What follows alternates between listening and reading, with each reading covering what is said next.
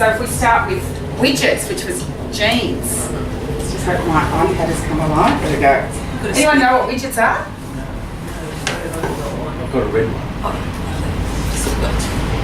Oh, do you need a pen? Is that pens? Oh, sorry, but I do have paper. Does anyone need paper? It's pens and paper if anyone needs. Board. Anyone need any paper? Yeah. One of those. You're right. Anyone need paper, pen? Any pen? That was a much messy drawer there. Right. So widgets. Widgets are mini versions of apps. So you find them on an iPad in your notification. Oh, it hasn't gone up yet. Hang on, we'll just get that up on the screen.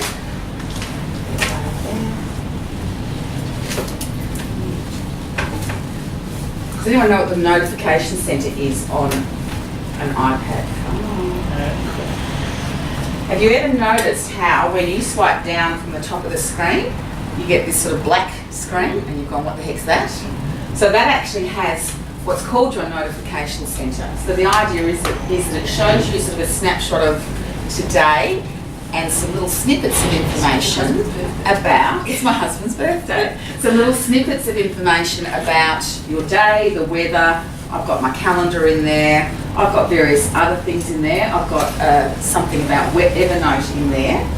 These are actually called widgets. So certain apps have a little bit of functionality that they can put into this notification centre for you to give you quick access to information or to doing things in that app. So there's the weather app. The Yahoo Weather puts in a lovely picture, current temperature, so I can, whenever I want to see the weather, I can just quickly swipe down from the top of the screen.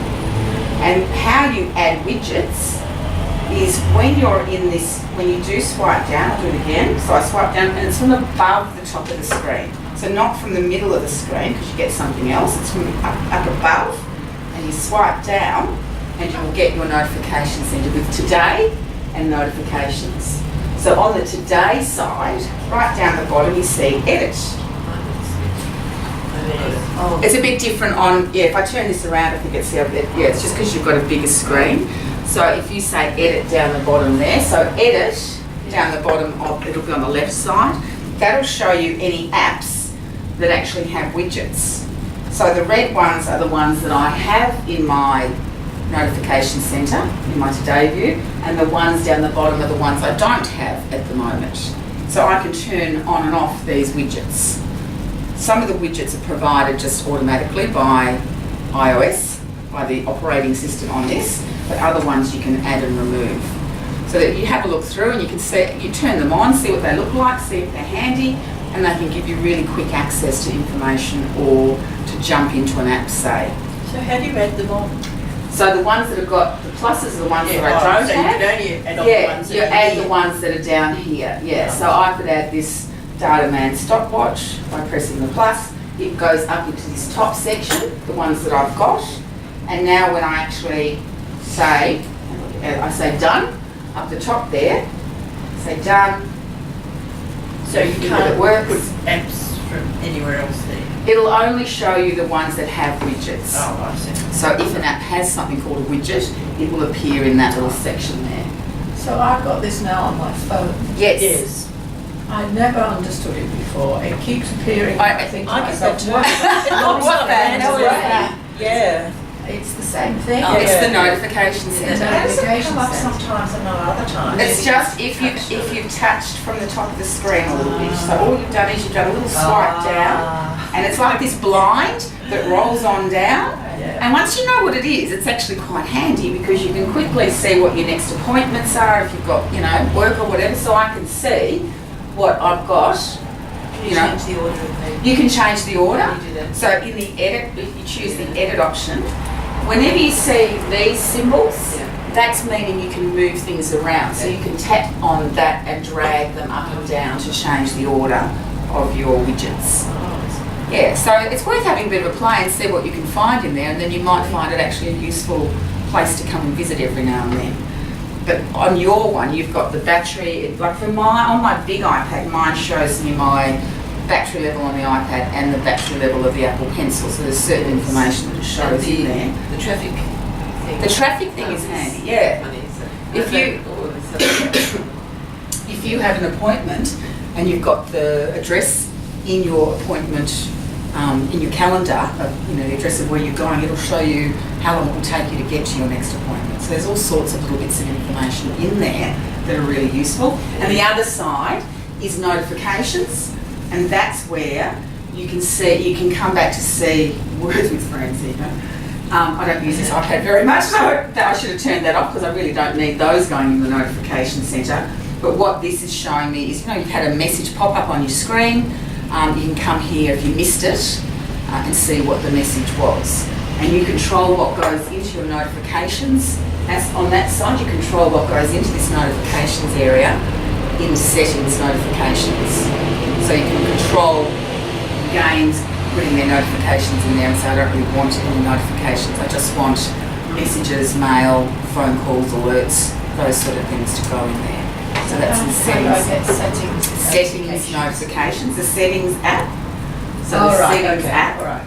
So settings notification, and that is where you can control what each app can and can't do in relation to alerts that pop up, whether they go into the notification area there or not. So that's what you control from. Hello, Julie. Everyone, this is Julie. Julie, this is everyone. Grab a seat. There's one there, or the table, the big table there, if you don't mind a cold stool. My battery good here.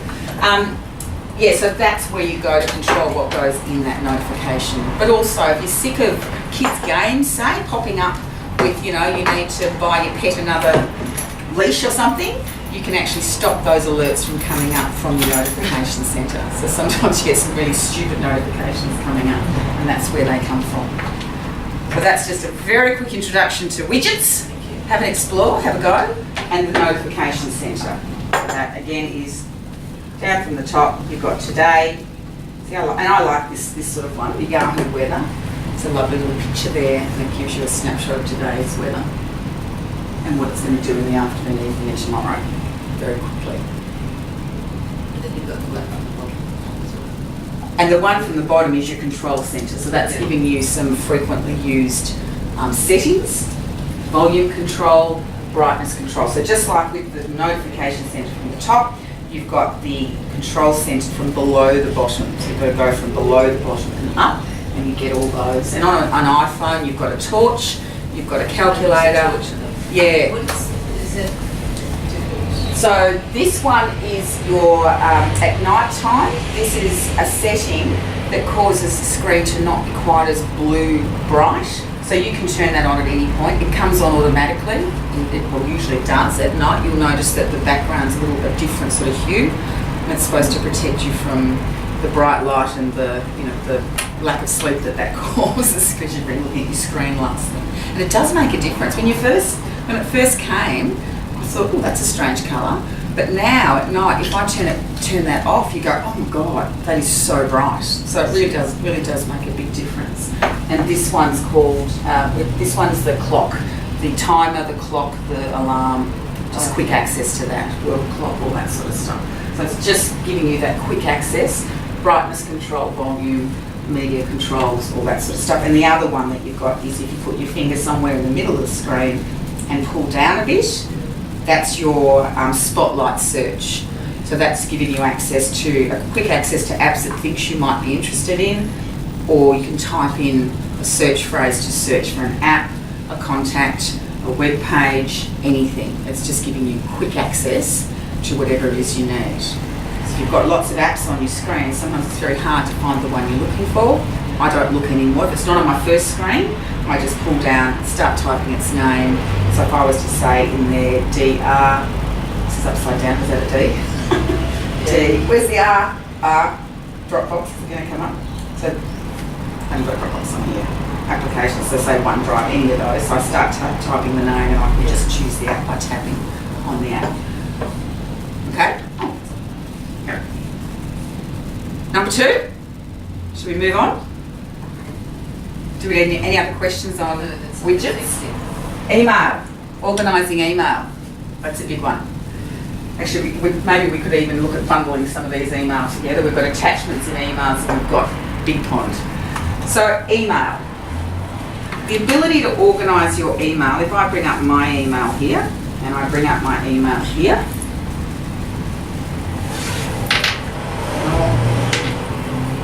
what I do and what a lot of you will do is have the ability to organise your email.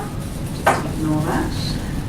Organise your emails into mail folders. They're actually called mailbox in Apple speak. So all of these in my iCloud, stop that swinging. All of these down here under my iCloud in the side on my Mac, and if I go into my iPad, get out of my inbox, go back to my mailboxes. If I go into iCloud here, I can see all the same set of mailboxes here as what I see here. So that from either of these devices, they're like folders that I organise my mail messages into for the things I want to keep, whenever I want to keep something. And an example would be my newsletters. Each fortnight when I send out the Handy Hint newsletter, I save it, the one that I get, because I send it to myself, I save it into my Handy Hint newsletters mailbox so that I can come back and look at my list of newsletters at any point. So it's possible to do that, and it's not too hard to do that, but you have to have an email account that supports that. So your old Big Pond account doesn't. If you've got what's called a POP email address, which the old Big Pond accounts are POP, and old Optus accounts, who else has got a different one? iiNet, some of those older style account, TPG, they will be this POP style of email address, which is the old-fashioned style that was really around before we had these multiple devices. So it was fine when it came out because you had one computer. You would get your mail from say Big Pond, and it would be copied from there down onto your computer, and you managed your mail there. And generally, your mail program, like Outlook or whatever program you had for managing your mail on your computer, as it pulled down that mail from the Big Pond server or whoever you're with, it would either flag it to say delete this in a week or a month, or it would delete it at the time that it brings it down onto your computer. So depending on your settings in your setup, it may leave it on the Big Pond or whatever you've got server for a little while, but it's a copy then on your computer.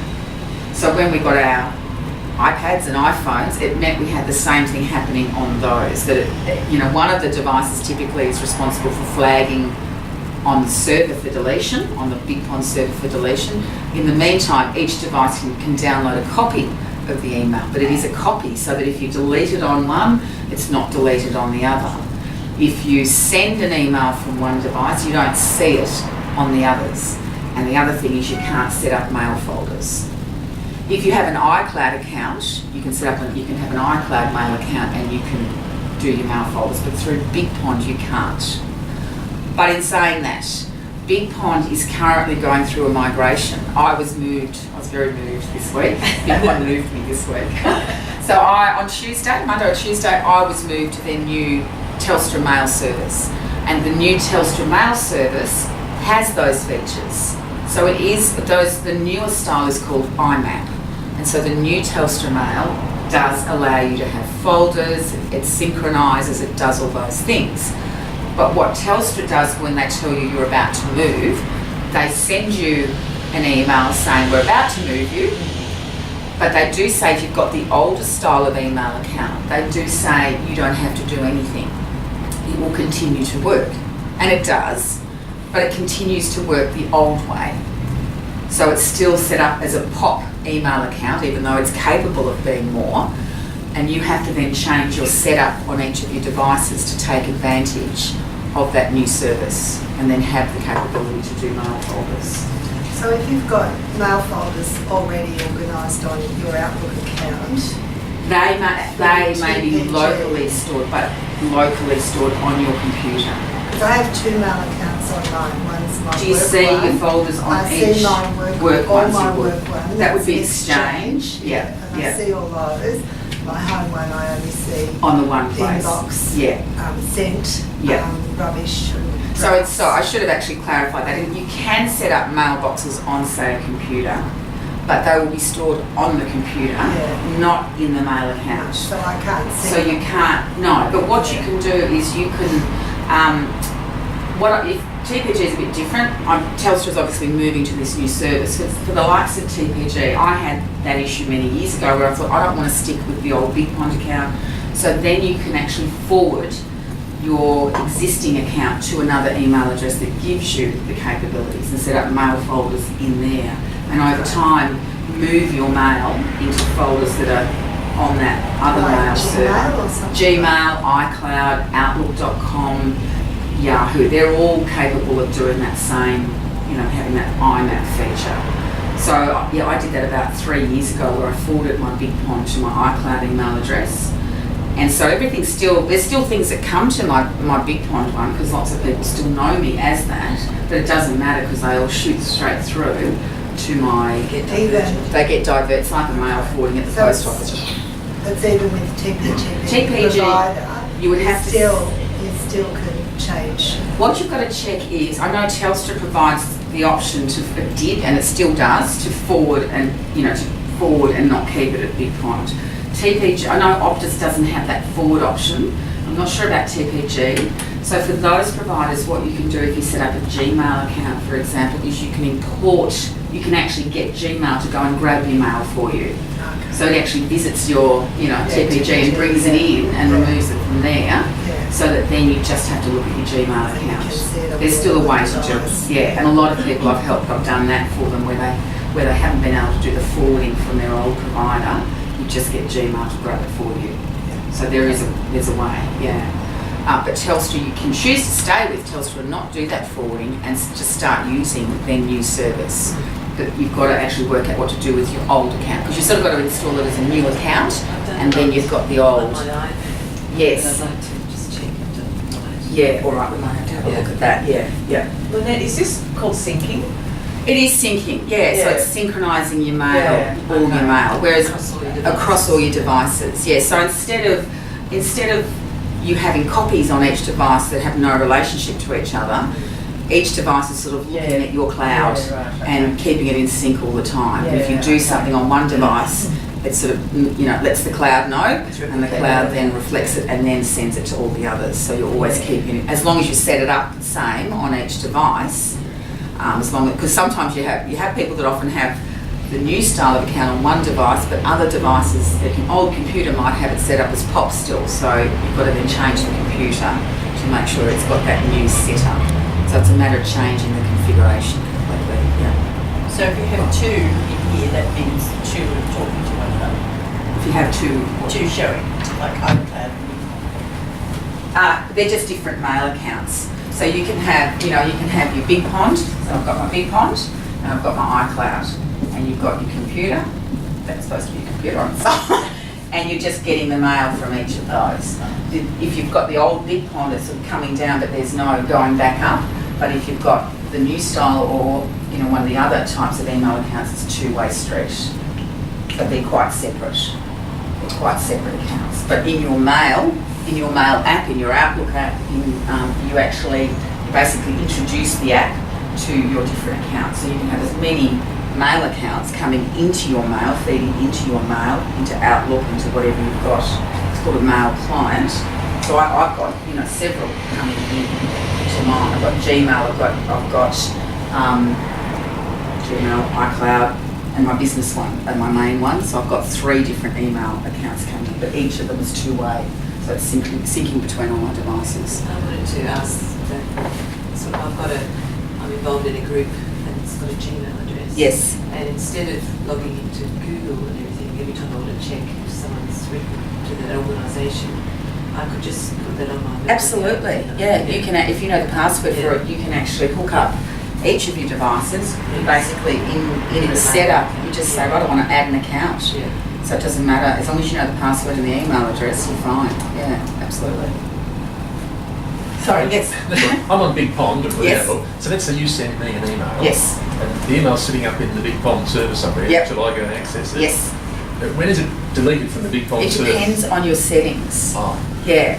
So in your settings, in your setup, in your account settings, so it's, I think it's in, depends on what version you're running of Windows. So it's either in Tools, Accounts, or it's in the over in the left-hand yeah. file. Settings, Yeah. Anyway, yeah, you go okay. into your setup Settings. for your account, yeah. and there's actually an option when you open Yeah. that particular account. There's an option on, I think it's on the Advanced tab. I can't remember. I can't visualise it right now. But there's an option that says that you tick a box to say leave it on the server Oh. for 1 week, say. If there's no tick in the box, it doesn't leave it on the server, it brings it down. And that's And it. so often people have a problem where if the computer's on, the computer's getting the mail, Yeah. but their mobile devices aren't getting the mail, and that's because it's being removed immediately from the Big Pond before the other devices get a chance Right, to so grab it's it. in the settings on the Yeah, setup. so it's in your settings of your mail account, Thank you. of your mail client, yeah.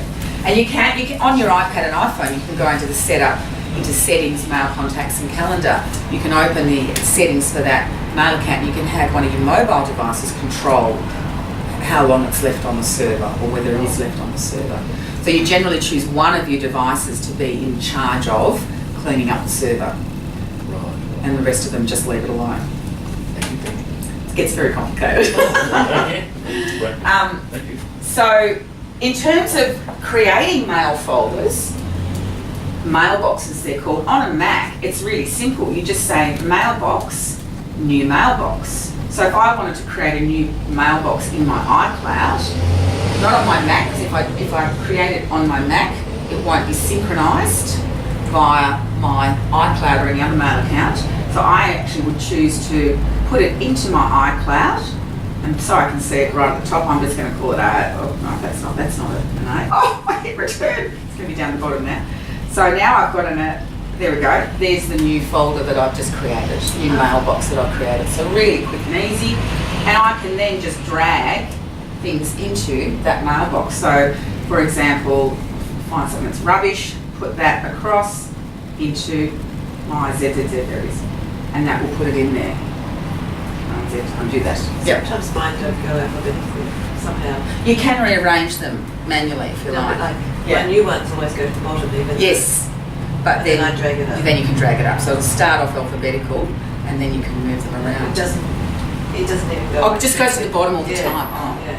look, that might be a setting. Yeah. Does that mean from then on, that sender, Instagram or whoever it was? No, that's will go into there? no, that is just You've got to do it manually. manually. But you can set up rules. Yeah. So with all this stuff in your mail preferences Yeah. on here, not on your iPad, but on your Mac, on your and on Outlook, whatever mail client you're using. So the Mail app on the Mac is the equivalent of Outlook on a Windows computer. In your preferences or your options, you have the option of setting up these things called rules. So I've got this rule which is not ticked at the moment. I must have stopped getting these emails, but if you get a lot of Viagra emails, for example, you could say if the email contains the word Viagra, put it into the rubbish. Or you could actually say put it into a particular folder. So you can do all sorts of things as far as rules go. Sorry, Don, you were going to ask something a minute ago. Oh, no, You've that was forgotten it, already? that was That was it. Yeah. That was it. And this is also where you can set up your mail signatures on your Mac.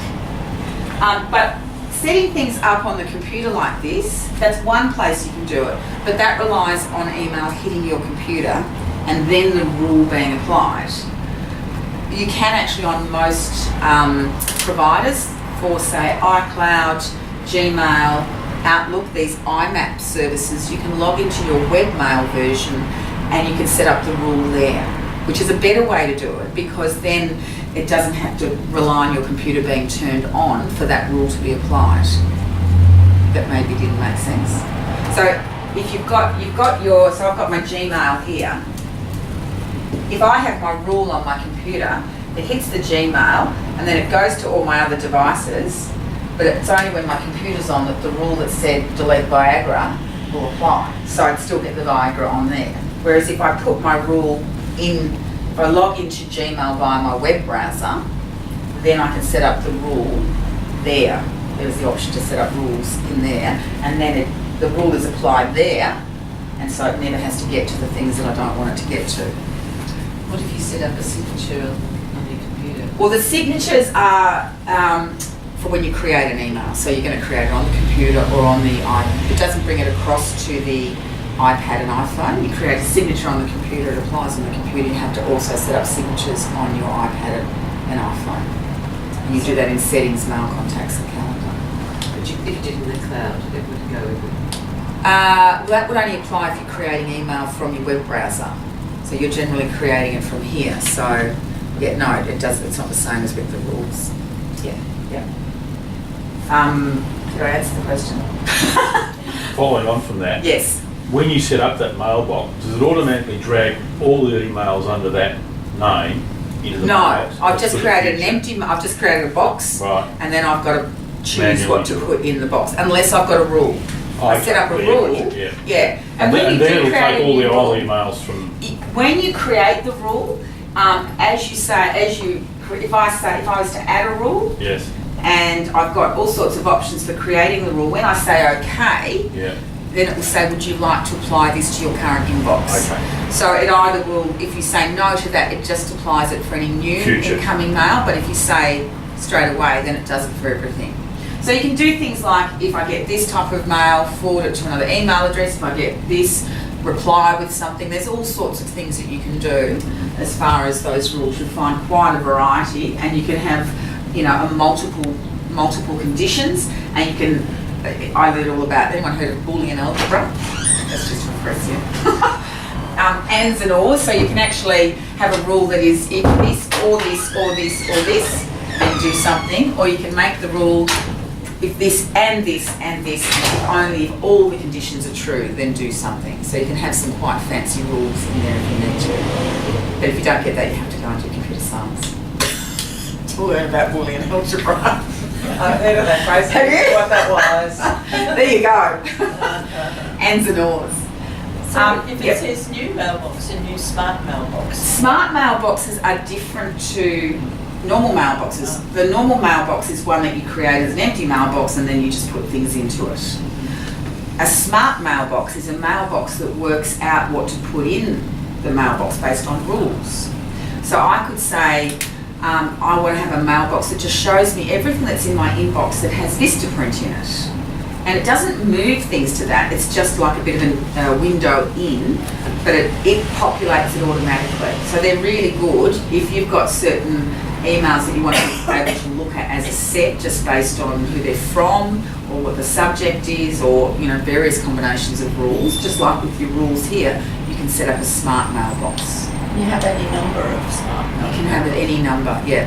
All of that stuff, if you need it, this is the upsell, is in the mail guide that's over there if you want sort of more information about how to set up mailboxes, smart mailboxes on your iPad and iPhone.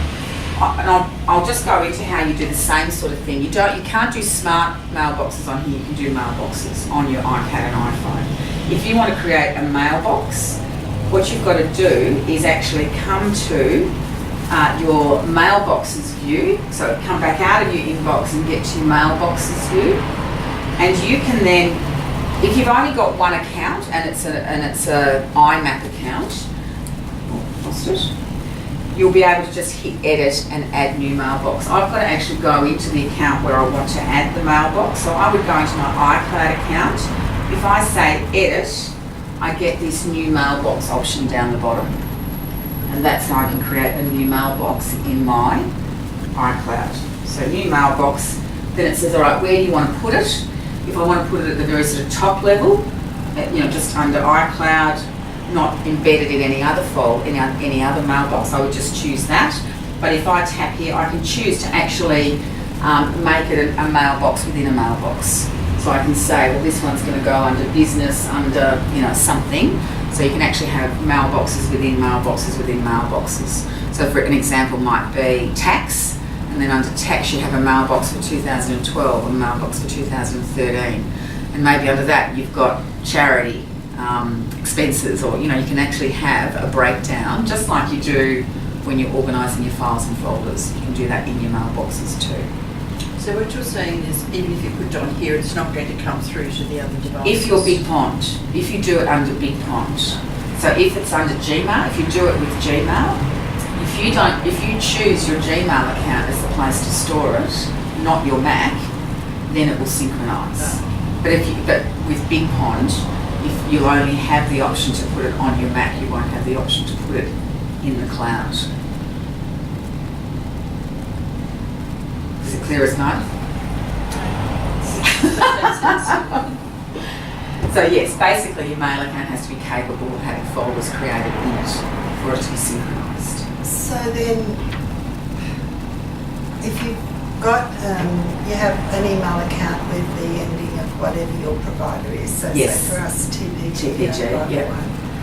And then could you store that into your iCloud folders? Yes, Yes. You can still Which store is what that. I did to start with. I still had my Big Pond account, but I also had my iCloud mail account. If you have iCloud, it doesn't necessarily mean you have an iCloud mail account. You go into your settings iCloud, and this is where you can turn on the mail feature of iCloud. And if you haven't turned it on, so that's off at the moment, you can turn that on, and you then just have to create a free iCloud email address. So I created, lynette.colston@me.com. So with that on, so you've got your TPG as your Apple ID, so it can't use that as the iCloud email address, so it'll just ask you to create an iCloud email address and it'll keep them associated. So It that sort would of, be, it created one for us, I think. it might have done, if you ever turn on, before the most recent iOS, iOS 9 point whatever we are, or iOS 9 I should say, your notes, if you turned on notes, you had to create a mail account to Yeah. allow yourself to synchronise your notes. Oh, okay. So you would have one then, and then you Yeah. could just switch it on. And by switching it on, it gives you that mail account in your mail app and allows you to add folders to that mail Because it account. lets you choose to have that as your It does. extension on Yeah. when you send an email. Yes, you can choose that as well And as an I can't alternative. I can't quite work out in notes why it's got the different, what even The different folders and yes. things, yeah. You'll have iCloud and. Well, because it is confusing that you actually, if I look at my mail, I have all these mail accounts.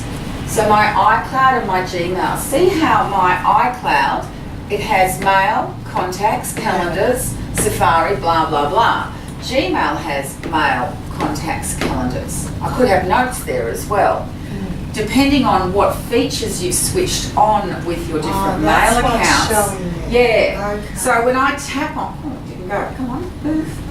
It's gone to sleep. Hello. It's gone to sleep. If I tap on Gmail, no, it's not moving. I get to see that my notes is turned off. But I could turn that on, and then that will affect what I see in my mail, in my note folders in the Notes app. It's gone to sleep. Take that off. Completely gone to sleep.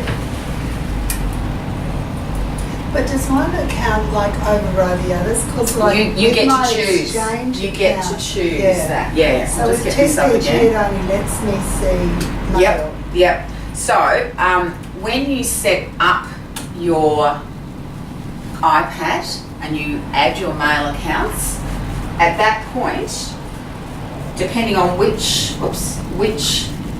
mail account is added first, that may determine which one is used as sort of the default, the overriding one.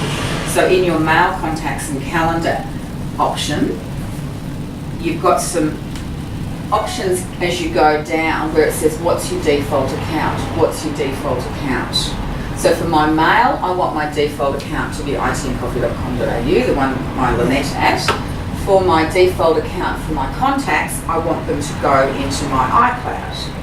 They could go into Gmail because I've got Gmail contacts as well, but I choose to actually put mine in my iCloud.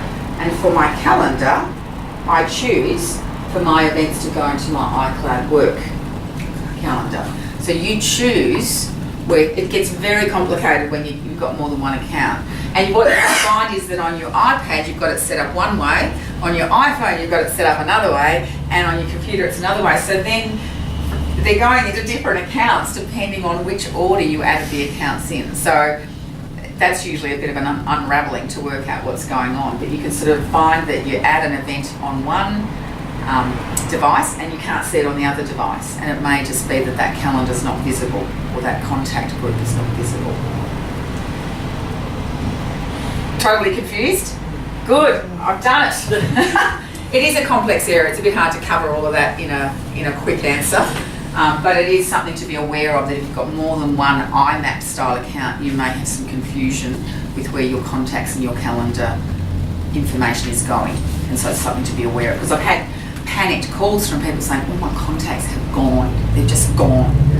But it's not that they've gone. It's just that inadvertently the person has unticked a particular contact group, and just by ticking it again, they'll all come back magically. But it can cause a great deal of panic if it's your full contact list. Yeah. Can I ask a dumb question? Oh, I love them. Dumb questions. Yeah. So you've got your phone, you've got your beautiful laptop, you've got your iPad. Why do you need an iPad when you've got a phone? I actually don't use that one, Right. apart from for classes. Yeah. To be honest, I use my big phone. Where's my big phone?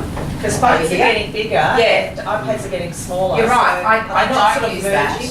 The only reason I took that overseas with me because it was handy for watching things on the plane and everything. Yeah, I use this. yeah, I use this. yeah. This is the iPad Pro. It's got the right. pencil, I can write with it. Yeah. I love that.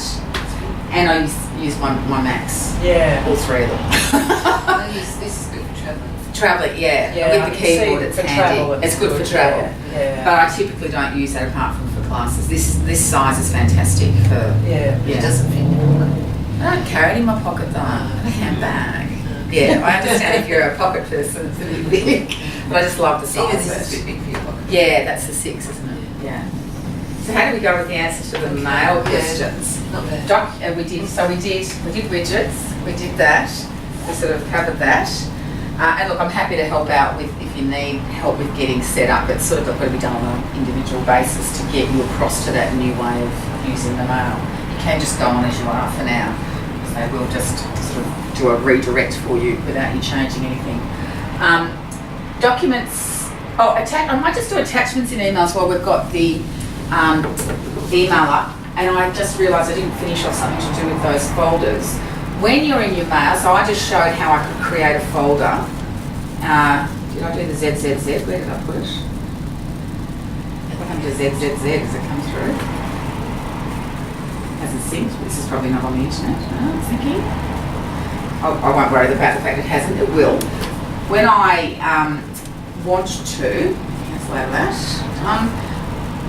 when I want to actually file an email, so if I come back to my inbox, so say that particular art series hotel group, say I wanted to keep that, which I don't, and actually I should unsubscribe, but I haven't done that yet. If I wanted to save that to one of my mail folders, my mailboxes, I choose this at the top. That is the refile or move. And you see it actually gives you the hint as to what to do. Tap on a mailbox to move this message. And then I can just choose from my list whichever mailbox I want to put that mail message into, tap on it, and it will jump into it. And if I choose the wrong one, quick undo on the iPad and iPhone is a quick shake. Shake, shake. Seriously, it's an undo. Yeah. So if I say did this now, in it goes, and then I can go, come on. So it doesn't always do it on here, it does it on my phone. Yeah. Okay, it's not I going to get do all it. the time on my phone when I don't want to do something. Forget that. This is always in trouble someone. Oh dear. Anyway, Dance some more. do your shoulder in trying to shake it. So that's how you move things into there. If I get a document in an email and I want to save the document or I want to save the photo, which was I think the other question there, how do you save attachments in emails? On your iPad and iPhone, let me just go all inboxes. So if I come down to something and I've got say an invoice here, and that's a PDF.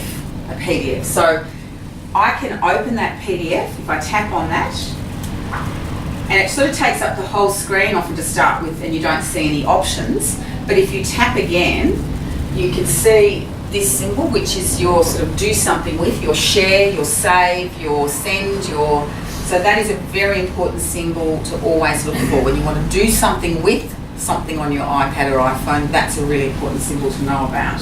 I tap that and I will say that I want to save it somewhere. So I could save it to my iBooks. You can save PDFs to your iBooks. So it's a really handy place. If you've got no other apps that can deal with PDFs on your iPad or iPhone, just save it to your iBooks and then you can easily come back to it later. Or I've got other places I can save it. I choose to use Evernote for most of my things that I'm saving away, like that. Ow. So that's my really good iBook. That's not good. Hopefully it's like that. Give it to Pat. Yeah, I choose to save to Evernote. There's all sorts of places I can save it on mine. It depends on what apps you've got on your device as to where you can save it. So that's on the iPad and iPhone. You use your symbol there. Or if I've got a photo, just see what it says there. If I've got a photo in a, let me see if I can find a photo. Actually, my sent mail. I'll go into my sent. Because every one of my, yeah, that's got that. Even though that's a photo, I mean, normally it would be a different sort of photo I'd be saving, but that is a photo. So there's a photo in this particular email. So I can either tap the little arrow up the top. Normally it's the square with the arrow, but in this case it's this reply forward arrow, and you get the option to save the image, and it will save it to your photos. Save it to your photos app. And if you've got multiple images, you can tap on one of them, tap and hold for a sec, and it comes up and gives you some options. It actually allows you to save the single image, or if you've got multiple images, it'll give you the option to save multiple images, so you get to choose just one or many. Well, So it says save 52. Sorry? It says save 52 images. Oh my goodness! What are you in? I have no idea. You're in something that's got 52 images. Oh. Look at them all. Oh my, they're all Oh, so good. it's only what's So there. yeah, so if you wanted to save just one of them, you could tap. Tap. I think it's not working. Oh, there we go. Use it again, and then you get the option to With one slide. Let's give it a chance. But no, just let me give it a chance. So if we tap. Go. Just give it a minute. It's slow. There we Oh, go. I see. And you can save one image or save 52 images. What's that? And that'll put it into your photos. That is fantastic. Yeah, and it's a good idea if you do get photos in emails, if you want to get them out of there and put them into your photos. Because your mail just gets out of control, so it's a good idea to do that. Can I tick that one? Attachments in here. Oh, on your Mac, does anyone need to know how to do it on the Mac or the Windows computer? Generally it's a right click and save. Save it somewhere. So it's a bit easier on a computer. Or two finger click. Got the two finger click. Is it the same? Well, sorry, it's probably a bit of a different question because I was just thinking of a map, and you look up the directions you want to go, and then it says you can download that map offline. Yes. Are you on here? Yes. Yeah. So that like it's not going Yes. through the It's not using the internet. yeah. It's not using data and costing. Yeah. So that yes. So is that the same principle? Oh, that's that would be same Google Maps. So that's within the app that it does that. Okay. So it's saving A it different- within that app. that's a Yeah. different principle. Yeah, it's a different principle. Yeah. So it's actually just saving some maps onto your device, but you access them via your Google Maps app. You could take a screenshot as well. That's fantastic. Yeah, I know. So we're up to documents into folders on your Mac. Who had that one? Was that you? Me, yes. So did you get the guide for that? Yeah, I tried to do it stuffed up. What I would suggest, because it's probably a bigger one to do than in this session. But The if you see how you video. had the two on the screen, and I tried to do So on your Mac, Yeah. you can, if I come out of here, you can have two windows on the screen. Yeah, So that's what same with a Windows computer. I can start my Finder or my Windows Explorer, Windows or File Explorer. And then what I can do is I can either come up here and say New Finder Window, or I can do it from down here with the right click. Then I just move them side by side, and I'm just dragging the grey. You only got one finger on. I've got one finger, I'm just pushing down and dragging, but you've got to click on the grey area at the top to drag them side by side. And then I can just go into one and I can drag things around. So I can drag, that across to there. So you can just drag between your folders. You can get whatever you want to be looking at side by side. And if you need a new folder, you can say, if I'm say in documents here, and maybe under personal, I want a new folder, I can say file, new folder. And it puts a new folder under there ready for me to name it. And then I can drag things into it. So I could drag that into there. I can drag the whole thing over there. How does it know which one to keywords? They're both looking at this, they're just different, looking at the same thing. So on one side, I'm looking at a particular folder. So I'm looking at this folder. And on this side, I've got where I want to save it to. Right. Or move it to. So that was new Finder window. Yes, so when you've got your Finder window open, File, new Finder window. And you can have as many open as you like. And you can be dragging, and it's the easiest way to do a bit of a reorganisation. Yeah, definitely. So, and you just use your hovering over the edge here, hovering over the edge, get back on this one, to actually resize. Resize, get that back. I can resize that way. And I can resize that way. But I've also got a feature in El Capitan, the latest version, where I can click and hold on that one, and then it makes it half and half. Yeah, that's nice. And that's all in Files, Folders and Finder on one of the guides over there. No, they're $15. Yeah. Yeah, you've got to get them from the States, get them printed. So that's a really quick answer to that question. But it is in that Files folder, Folders and Finders, and you've been to the class, so you've got access to the video. So I'll send you that access if you want to watch it. Did I put it on your computer last time? I have a feeling I put it on there. One of them, the first and second, but the second one was a bit funny. Yeah. Oh, the second one I did. I thought it was the first one I did. I'll have a look. The second one should have been okay, because that was an older one, well, one from earlier in the year. Should be okay. I'll have a look. I might get whatever I'm going to get. Yeah. If you swing that around, it's around the other side. I think it's on. Yeah, so that's documents into folders. And when you do save, you also can choose where that one you can create new folders. A lot of stuff in documents. Yes. Because it was easy. Yeah, and that's fine. It's a good starting point. And then But you've there, got it's a horrible. it's like throwing everything into a drawer. Well, as you say, you And need then some sorting it text, out. some for something Yeah. else, and You've got to get into manila folders now. Storage on your iPhone. Can I just go to the loo? Yes, certainly. Anyone else need a drink? Down the Lube door. around? Yeah, go out the door there and to the left and then through the door down the stairs. Yep. Anyone, now, did I skim over everything far too much? It's like speed dating sort of thing, isn't it? Can I just ask you a bit about the email attachments in emails? Yes. I'm a member of a number of committees. Yes. So when I get an email from a particular committee, I want to put often just the attachment, but sometimes the email is the thing that's got You the can save information. the email as well. You can put them in. Do you do it in mail or you do it in documents? Well, it depends. I actually put any mail that I want to keep into my Evernote. So anything like that, I tend to catalogue it in Evernote, which is a tool I use. But if you had a mail message you wanted to save, I'll just get out of this and go to my mail. If I have a mail message I want to keep, say that one, I can just say File, save as, and I can save it either as plain text, rich text format, and I can save it into my documents. So I do it to my desktop, and you choose the format. So rich text format means it looks like the mail message that came in, whereas plain text is just the text without any of the graphics and stuff. So if I choose rich text format and say save, I'll do the other way as well. Save. And then that has come on. There it is there. So when I double click on it, it will open like that. So it shows me what the mail message is. But I should find one that's actually got an attachment to it. I've got one here.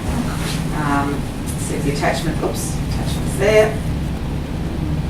Oh, this hasn't refreshed because I'm not on the internet. Turn Wi-Fi on.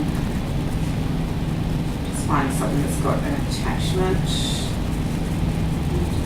Telstra, how about that one? My bill. So if I wanted to save that whole email file, save as, save it to my desktop again, and I'll save it as rich text. Let's see what it does. Thinking. Desktop. Did I not do it? Where did I save it? I saved it somewhere else. Oops, missed. File, save as, where did I save it? Can't wait to my documents. Rich text. Let's see where it is. There it is. So if I open that, there's my email bill. Now does it have the, I'm just not sure whether it has the attachment in it. I don't think it does. It's got a little arrow at the top where it says include attachments. Where you do. It says include attachments. Oh, I didn't tick that. That's probably what it was. Okay, yeah. So you can say whether, yeah, good. I've never actually, I don't normally do that, so I haven't I go noticed. to preview of it. I go to the attachment button. That's another, yeah, but you wouldn't get the attachment in it as well if you do the preview. No, I go to the attachments button. And then You can save just the attachment. Yeah. Yeah, but if you want it, we're talking about if you want to save the whole email with the attachments. Because sometimes the email has content in it that you want to keep. So in that case, if I was to go here, so I want to go, stop. See the rest of it, where's the rest of it? Oh no, I've got, that's where I've actually said save attachment. Go back again, do it again, file, save as, and include attachments. Yeah, so it must be in there, I just didn't actually see it. Have a look. Thank you. So I use What- that. What's the equivalent to the control key? on a Mac? Command. Command. Yeah, so for example, on a Windows computer it's Control C, Control V for copy paste. On Mac it's Command C, Command V. So in nearly every situation where you would normally use Control, you use Command instead. So I go on my emails, the ones I want to delete, Yep, Command. Command to do the random To select it, selection. Yeah. random, and then delete. Did you get the new keyboard though, or have you got the one that came? The one that came with Yeah, it. so it hasn't actually got Command No. on it, so it's the Windows symbol. Oh, okay. Is your Command key. Right. Yeah. So what's the control key on this keyboard? There is Control there. I've got a control key. Yeah, there's and control's used for other things though on Mac. So it's, yeah, adding control, like you sort of add control to give other functionality. So yeah, it's generally used for shortcuts, keyboard shortcuts. So in the sort of list of shortcuts, you might see that as one of the things that you have to add. So if I wanted to do a screenshot, I do Command Option Control 3. There's a, oh, that wasn't right, was it? Yeah, sometimes it's in your shortcuts. Storage on your iPad and iPhone, last one. If you want to work out where you're up to with your storage, and it is confusing that I know people come to me getting messages saying that their iCloud's full and there's confusion between what's iCloud versus what's storage on the device. Are they the same? Are they different? If you ever want to see what your storage is in each of those places, because they are separate, you have iCloud storage. So here's your iCloud. You've got iCloud turned on to sync your data and perhaps do your backups, your iCloud backups of your mobile devices and a few other things. Then this can fill up because they give you 5 gigabytes for free. But if, depending on what features you turn on in your settings iCloud, you can quickly fill that up, especially when you've got more than one mobile device. So you do often get a message saying that's full and you need to look at whether you pay for some extra storage in your iCloud. They give you 50 gigabytes for $1.49 a month, and that just comes out of your iTunes. I pay for that too because I actually love that I just don't have to worry about my backup. I had a client a couple of weeks ago who lost 3,500 photos from her latest phone, but it was fine because we found it in an iCloud backup for her iPhone, her old phone. So So we how could much is it restore per it. month? $1.49 a month, and it gives you 50 gigs, which is enough for most people to Yeah. do backups, unless you've got really big devices with a lot of storage space and you've got a lot of photos, generally the 50 gig is enough. Try not to turn on iCloud Photo Library. And that's in settings, iCloud Photos. If you've got iCloud Photo Library ticked, you will find you need a lot more storage in iCloud and you will potentially have some problems. So that means it automatically goes into the iCloud? Yeah, every photo you take is synced to your iCloud, and iCloud sort of is looking after all your photos. But the trouble is, a lot of people turn it on one device, then it's not turned on the other device, and you end up with this mess of, where are my photos? And then you can't import them to your computer, because the minute you say, I want to sync them to my iCloud photo library, if you haven't got much space on this, and if you have a lot of photos, you won't have enough space on your mobile device. It doesn't actually store them on here. It stores sort of a preview of them on here. And so if you ever try to import your photos onto your computer, you haven't got them on here anymore and you can't import them. They're in your cloud, and then you've got this rigmarole to try and get them out of your cloud onto your computer. Again, what? So settings, have a look at settings, settings iCloud, and photos. And this one, iCloud Photo Library. They pop up a message and it looks like that you should do it, because the message is really, takes over the whole screen and it entices you to turn it on, but I say don't turn it on. It's not, I've got about 120 gigabytes worth of photo. Yeah, I've got about 120 gigabytes worth of photos. There's no way that many photos can fit on my mobile devices. If I have that turned on, I have to have all of them on my device. I can't just choose some of them. And I don't want all of them, and I don't want to have to use the internet to get my photos. So what it means is it'll put these optimized small versions on your device, and every time you want to look at a photo, you've got to have the internet so it can download it for you to look at it. Oh, that's why you see that. It's all big blurry, blur yes, around. drives you crazy. So now I'm turning it off. Do I check the one Yeah, that I says leave it for remove? one. It depends. Then you've got a whole conversation around if it's been on, how do you get the photos out of your iCloud, what have you got set up on your other devices. It's actually not necessarily a straightforward answer, so we might need to have a conversation about that one. So just a warning, if you haven't turned it on, don't turn it on. I'm hoping Apple will improve what it is able to do soon, because it's not a mature product yet. Because I've got like 3,000 photos because we went to Europe the year last, and occasionally I want to show someone where we stayed in Rome or something. Yeah. So I don't want to have to delete all my photos. No. Yeah. I want to keep them on there. Yes. But they're You've run out of space. My phone's completely full. Yeah. So I can't even download apps now. Do you know, and in the end, you're going to have to delete something. Yeah. Where do you look to see what you've got? You go to Settings General, and you go to Storage and iCloud Usage. So General, Storage and iCloud Usage, and that will tell you how much space you've got used on your device and how much you've got available currently. So you've got your used and how much is available. So in the top section, that's talking about the storage on your device. It's like a filing cabinet. When you bought it, you bought either a 1-drawer cabinet or a 2-drawer cabinet, or maybe you bought this is a 4-drawer cabinet. So I've got a lot more storage than you might have.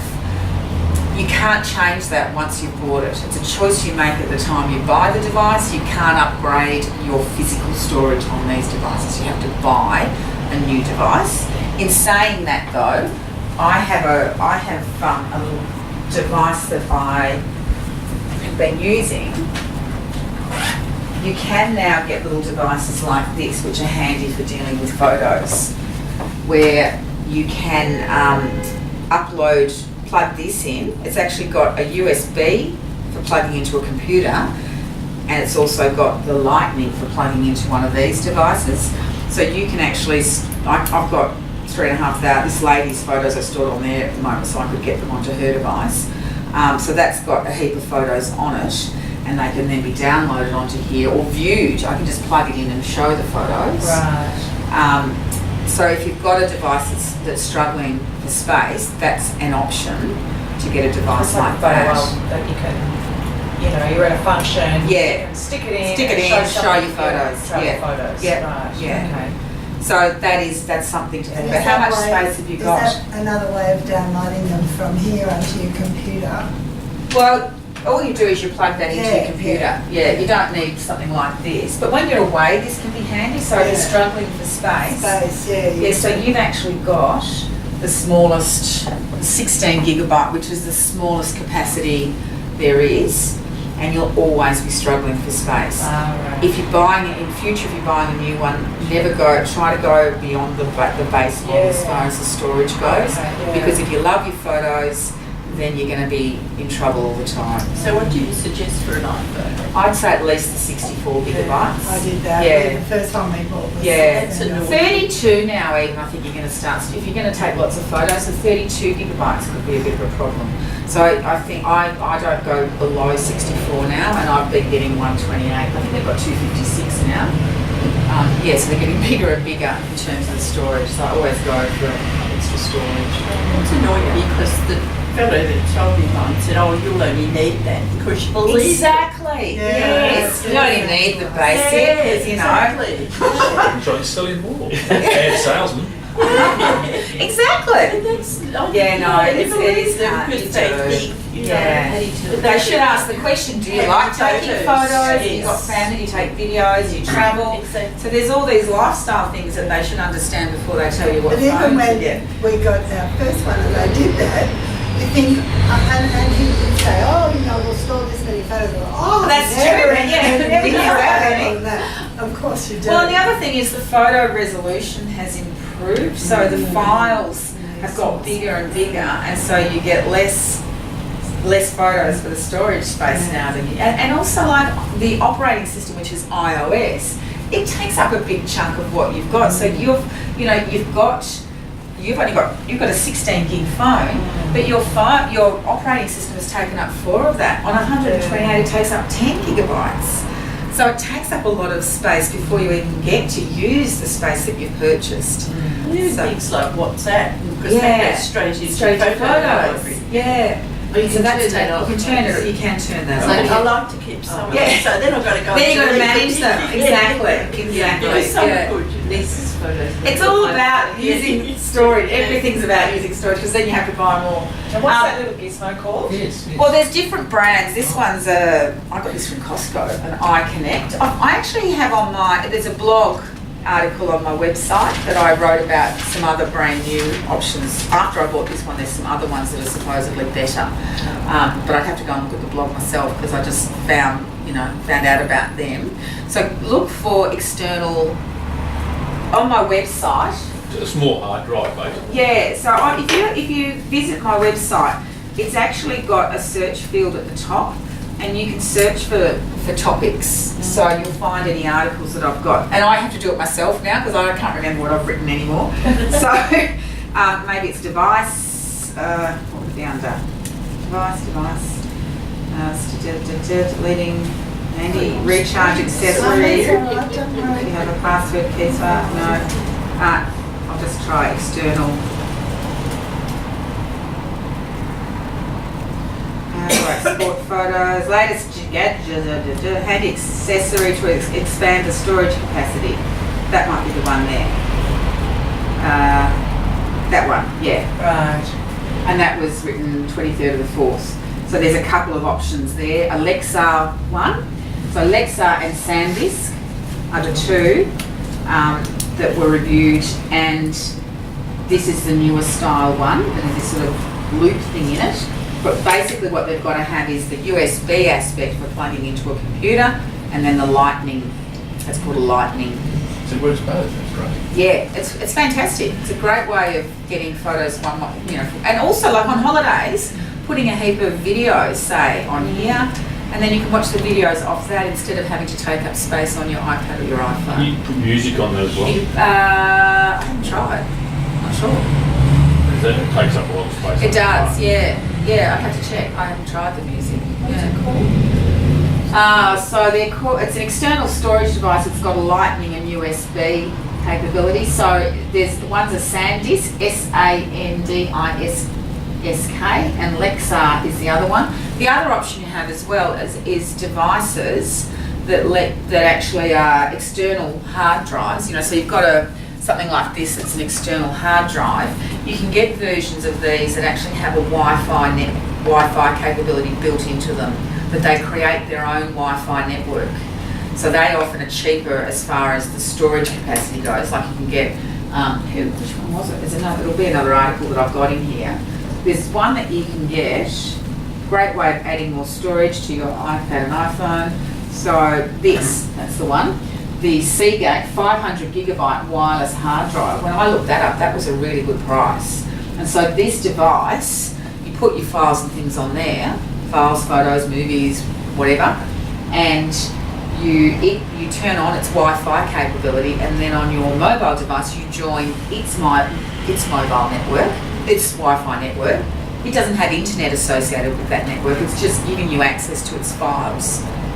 So that when you want to actually use the data off there, you just join its Wi-Fi network, and then you can see all the files that are on there.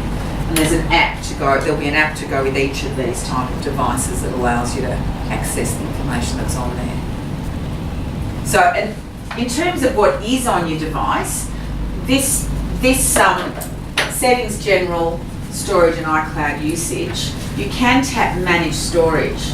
And it's a good way of assessing what's taking up your space, and often it is just the photos, but you can see that there's certain apps that are really big, like Keynote is 0.5 gigabyte, the app Keynote. So if you're not using that app, like for me, I could tap on that and just delete it from here. So this is a good spot to come to just look at the size of things and delete the things that you really don't need to have on there. Because sometimes you have apps on your phone that you really only need on your iPad. So you can remove any apps you don't need from there.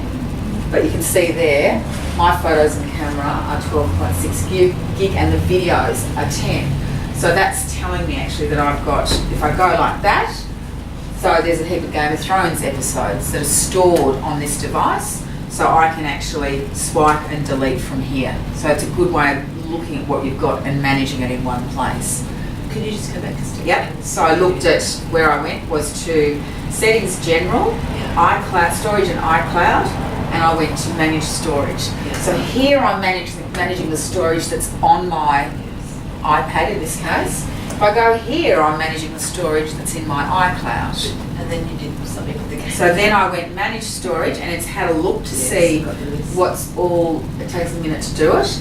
And I saw that I had a heap of videos, 10 gigabytes worth, which I probably finished with. So for example, that TV series, I could swipe, just like in Mail, swipe from the right to the left and hit delete. And now that'll free up that space. And the amount of storage used and available, if you go back one, does that add up to your capability on the phone? Just about. So available, used, so that will add up to a few gigabytes less than your total. So I can tell you've got a 64 because that goes to about 55. So the rest is operating system. Yeah. So it's a lot. Yeah. So did you say we should turn off the iCloud settings for? Yeah, you've got that turned on. And so that means all my photos are going off to the iCloud. And why was that a problem again? It's not a problem if you have enough storage capacity on there to store your photos on there as well, but you don't. Yeah. So your photos are going to your iCloud, so that's good. They're being kept nice and safe up there if something happens to that. But every time you want to look at your photos now, you might see a little clock thing where it's having to download your photo from the internet. So you can easily blow your data limit, which I did when I got back from our trip because I was putting everything up into my iCloud photo library. Then I look at my photos of my trip when I'm on mobile data, and I blew my limit straight away because every photo that I was showing was slow, it was blurred, and then you have to wait. It drove me crazy, so I turned it off. I do still use iCloud Photo Library on my computer. My way of dealing with it now is having my main computer at home hooked up to my iCloud Photo Library. And this is getting a bit complicated, but what I do on my iPhone, which I take most of my photos on, I have turned on my photo stream, not got Photo Library on. Photo stream is the feature that allows you to stream photos that you take on your phone across to other devices, including that computer. So this, the minute they hit that computer, they get taken up to my iCloud photo library. So I've got the benefit of having my photos safely in iCloud, but I don't have to worry about that whole thing of having to have all of them on each And device. If you delete photos from here and they're in iCloud, You they're deleting them from iCloud, as and, well. and that's the other thing. A lot of people don't realise that they've got it turned on, and when they're cleaning up their photos on their phone, they're actually deleting them from iCloud. So if before I turn it off, then I should just make sure that everything's downloaded onto To my your computer. And if they're not, when you plug in, you might find it won't let you import what's on your device to your computer because if it's optimized, then it won't let you. I did So to just see read whether that. it's optimized, you go into your settings. So settings, iCloud, and we have a look here. And, you've got originals on here, so that's good news. Oh, okay. Yeah, you've had enough space. So if you turn that off now, you're okay because okay. it should keep, you can say yes, it'll keep them there. Oh. The problem is when they're in your cloud and you turn it off and it says, would you like to download them? You say, yes, please. But then it says, you haven't got enough space. Oh, So okay. then you can't get them back onto your device. Okay, So so it's so safe for me to it's safe for you to, and check what you've done on your phone. Yeah. Because you've got Windows at home, haven't you? Yeah. So it's unlikely you've got it turned on there. So you really want to have it all singing I the same know, song. but there is something at home, but I don't Something's understand.